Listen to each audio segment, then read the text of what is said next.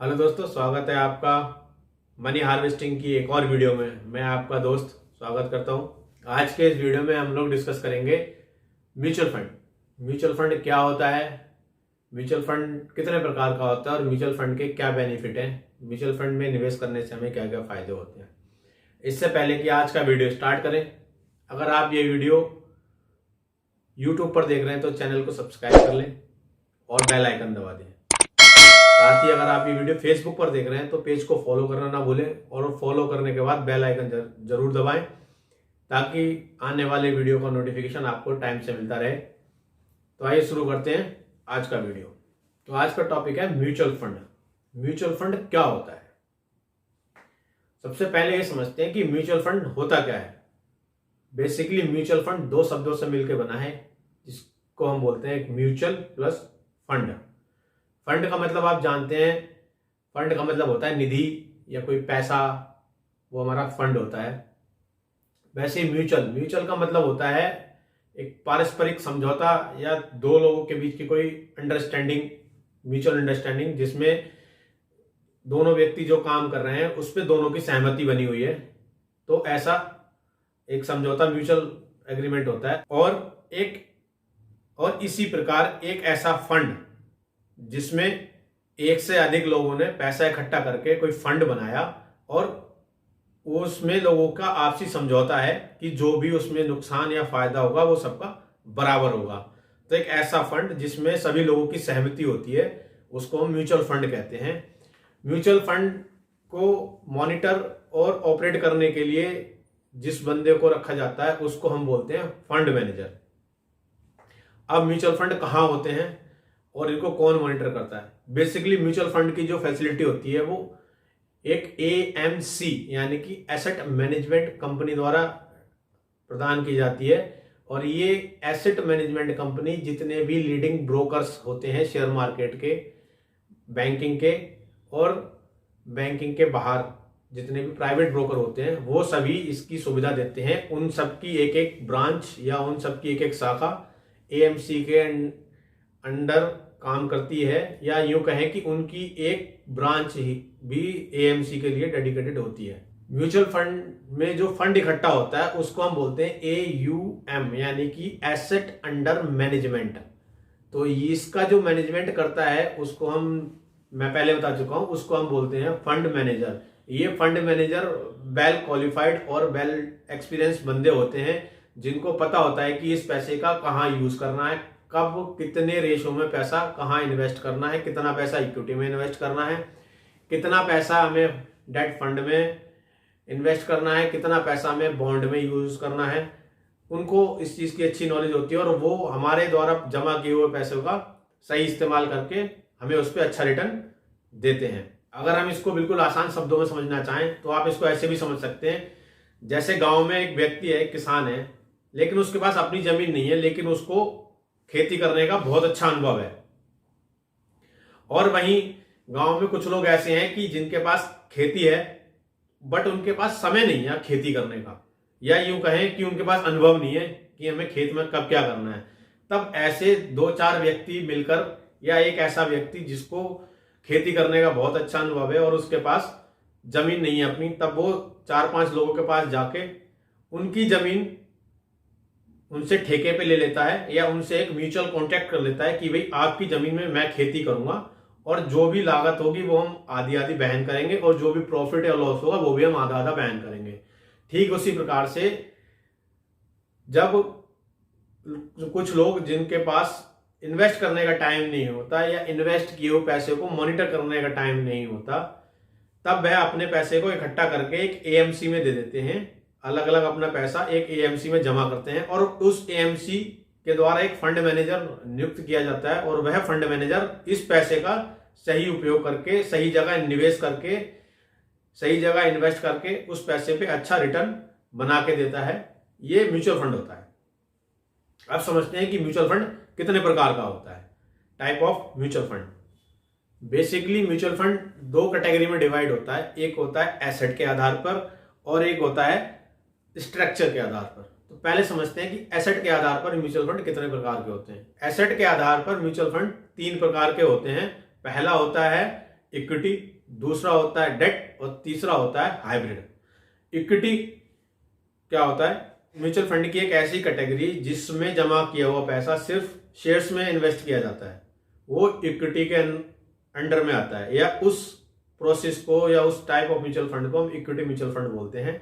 इसके अपने अलग अलग कई सारे प्रकार होते हैं और उसके सब कैटेगरी में अगर हम जाते हैं तो बहुत सारी सब कैटेगरियां होती हैं। जैसे कि पहली कैटेगरी होती है मार्केट कैपिटलाइजेशन वाइज, यानी कि उसमें ये डिफाइन किया जाता है कि कितने मार्केट कैपिटलाइजेशन की कंपनी किस टाइप के म्यूचुअल फंड में आएगी। बेसिकली वो 3 टाइप के होते हैं, पहला लार्ज कैप, दूसरा मिड कैप और तीसरा स्मॉल कैप।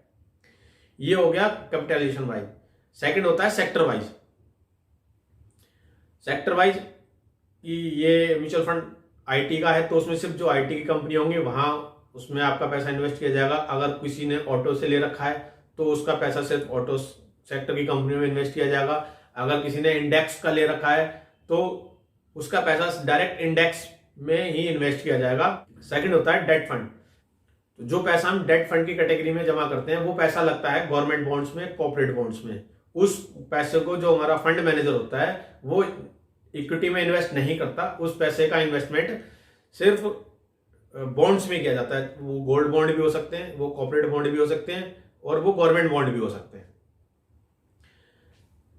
ये जो डेट फंड होता है ये सबसे कम रिस्क होता है इसमें, और इसमें रिटर्न भी सबसे कम होता है क्योंकि इसमें पैसा मोस्टली सेव होता है। जितने भी बॉन्ड्स होते हैं वो लगभग सेफ होते हैं, उनमें रिस्क बहुत कम होता है। जो हमारी थर्ड कैटेगरी होती है एसेट वाइज, उसको हम बोलते हैं हाइब्रिड फंड। अब हाइब्रिड फंड क्या होता है? हाइब्रिड फंड एक ऐसा फंड होता है जहां पर कि पैसा इक्विटी और डेट दोनों में इन्वेस्ट किया जाता है। मतलब कि अगर मैंने कोई हाइब्रिड फंड लिया है तो हाइब्रिड फंड में जो पैसा मैंने इन्वेस्ट किया है उस पैसे का इन्वेस्टमेंट या उस पैसे का निवेश बॉन्ड्स में भी होगा और इक्विटी में भी बराबर रेशियो में होगा, ताकि बैलेंस बना रहे और बहुत ज्यादा नुकसान ना हो, निवेशक को बहुत ज्यादा नुकसान ना हो। इस चीज का ध्यान रखते हुए उसका सही बैलेंस बनाकर पैसे को बॉन्ड्स और इक्विटी में बराबर शेयर्स में इन्वेस्ट किया जाता है। जो हमारा हाइब्रिड फंड होता है उसका जो रिटर्न होता है वो इक्विटी फंड से कम होता है और डेट फंड से ज्यादा होता है, और ठीक उसी रेशो में इसमें रिस्क भी इक्विटी फंड से कम और डेट फंड से ज्यादा होता है।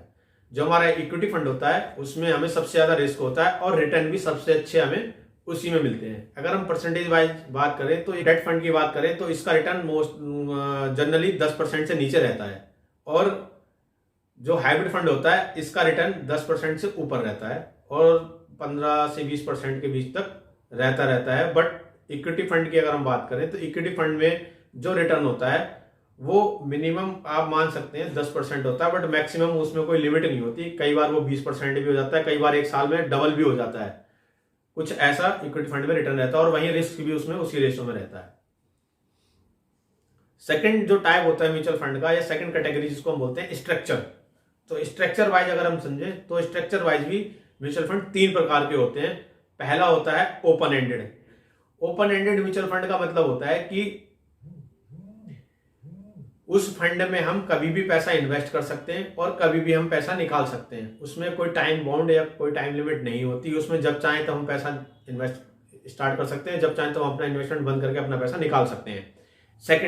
जो सेकंड कैटेगरी होती है स्ट्रक्चर में, उसको हम बोलते हैं close ended. Close ended mutual fund में क्या होता है? क्लोज एंडेड म्यूचुअल फंड जो होते हैं उसमें हम पैसा जब म्यूचुअल फंड स्टार्ट होता है तभी उसमें इन्वेस्ट कर सकते हैं, बीच में हम उसमें कोई इन्वेस्टमेंट नहीं कर सकते, और उसका पैसा मिलता भी हमें मेच्योरिटी पर ही है। जब उसकी एंड डेट आती है या जब म्यूचुअल फंड बंद होता है, जब म्यूचुअल फंड का टाइम पूरा होता है, जैसे कि हमारी इंश्योरेंस पॉलिसी होती है, तो जैसे इंश्योरेंस पॉलिसी में हम वन टाइम इंश्योरेंस पॉलिसी लेते हैं तो पॉलिसी लेते समय पैसा जमा कर देते हैं और जब पॉलिसी की मेच्योरिटी टाइम आता है तब हमें उसका पैसा मिलता है।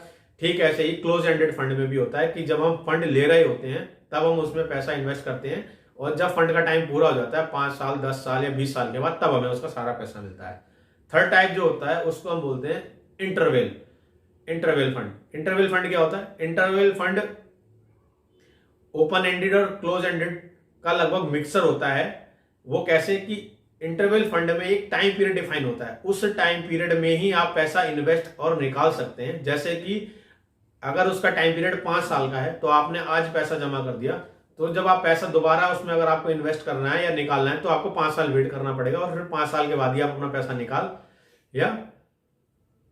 सकते हैं या और इन्वेस्ट कर सकते हैं। और अगर आपने उस 5 साल पे नहीं निकाला तो आपको फिर अगले 5 साल तक इंतजार करना पड़ेगा। ये होता है इंटरवल फंड। जितने भी हमारे एसिड फंड होते हैं, इक्विटी, डेट और हाइब्रिड, इन तीनों की सब कैटेगरियों में भी ओपन एंडेड, क्लोज एंडेड और इंटरवल फंड चलते हैं। तो आइए अब समझते हैं कि म्यूचुअल फंड के क्या फायदे होते हैं।